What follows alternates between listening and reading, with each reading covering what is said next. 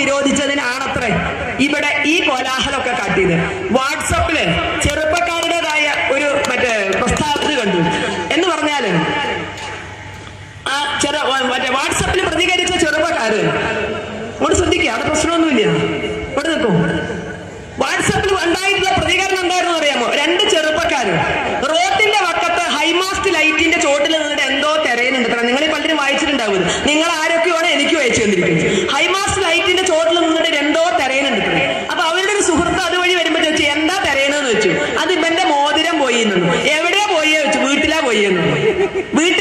വീട്ടിൽ പോയ മോതിരം എന്തിനാ ഇവിടെ തിരയണമെന്ന് വെച്ചു. അതേ, വീട്ടിൽ വെളിച്ചല്ല, എവിടെ ആകുമ്പോ നല്ല വെളിച്ചല്ല, അതുകൊണ്ട് ഇവിടെ തിരഞ്ഞളയാന്ന് വിചാരിച്ചു എന്നു. മഹാരാഷ്ട്രയില് ഗോവധം നിരോധിച്ചപ്പോ അവിടെ പറ്റാത്തോണ്ട് വെളിച്ചമുള്ള ഹൈമാസ് ലൈറ്റിന്റെ ചോട്ടിൽ വീട്ടിൽ പോയ മോതിരം തിരയണ പോലെ ഇവിടെയാണ് അതിന് പറ്റുന്ന സ്ഥലം എന്നുകൊണ്ട് ഇവിടെ ഗോമാംസം വെച്ച് വിതരണം ചെയ്യുമ്പോൾ നമ്മുടെ മനസ്സിലുള്ള മറ്റൊരു ഭയവും ചെറുപ്പക്കാർ പങ്കുവെച്ച് തന്നെയാണ്. അത് വേറെ ഒന്നുമല്ല, ഇപ്പൊ മഹാരാഷ്ട്ര സർക്കാർ ഗോവധാണ് നിരോധിച്ചത്. മഹാരാഷ്ട്ര സർക്കാർ ഗോവധം നിരോധിച്ചപ്പോൾ ഇവിടെ ബീഫ് ഫെസ്റ്റ് നടത്തി. ഈ മഹാരാഷ്ട്രയിലാണ് മുംബൈ, നമ്മുടെ പഴയ ബോംബെ. ആ ബോംബെയിലാണ് കുപ്രസിദ്ധമായ ചുവന്ന തെരുവ്. നാളെ മഹാരാഷ്ട്ര സർക്കാർ ചുവന്ന തെരുവ് നിരോധിച്ചാൽ എന്തായിരിക്കും കേരളത്തിൽ ഉണ്ടാകുന്ന പ്രതികരണം?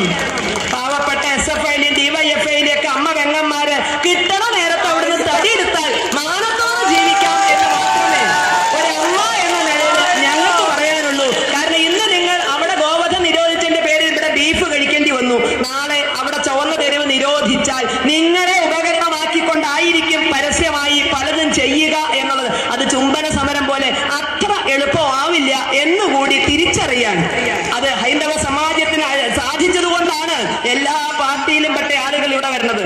ബാറ് നിരോധിച്ചാൽ ആരെയും അത് ബാധിക്കുക? ഒന്ന് ബാറ് മുതലാളി, മറ്റൊന്നല്ല തൊഴിലാളി, മൂന്നാമത്തെ കുടിയന്മാര്. ഈ 3 കുട്ടികളെ അത് ബാധിക്കുള്ളൂ. അതുപോലെ മാംസം വെട്ട് നിരോധിച്ചാൽ, ഗോവധം നിരോധിച്ചാൽ ആരെയെ ബാധിക്കുക? ഏറ്റവും ആദ്യം ബാധിക്കുക അറവുകാര്. ഏറ്റവും ആദ്യം ബാധിക്കേണ്ടത് അറവുകാരെയാണ്. രണ്ടാമത് കഴിക്കണം എന്നുള്ളവരെയാണ്. അപ്പോ ഇവിടെ DYFI ഇത്തരത്തിലൊരു സമരം നടത്തുമ്പോൾ DYFI ഇതിൽ ഏതാണ് എന്നറിയാൻ ഞങ്ങൾക്ക് താല്പര്യമുണ്ട്. അറവുകാരുടെ കൂട്ടായ്മയാണോ DYFI എന്ന് പറഞ്ഞാലും? തൊഴിൽ അറവാണോ? 2, പിന്നെ ചോദിക്കേണ്ടത് അതിന്റെ ഫുൾ ഫോം മാറ്റിയോ എന്നുള്ളതാണ്.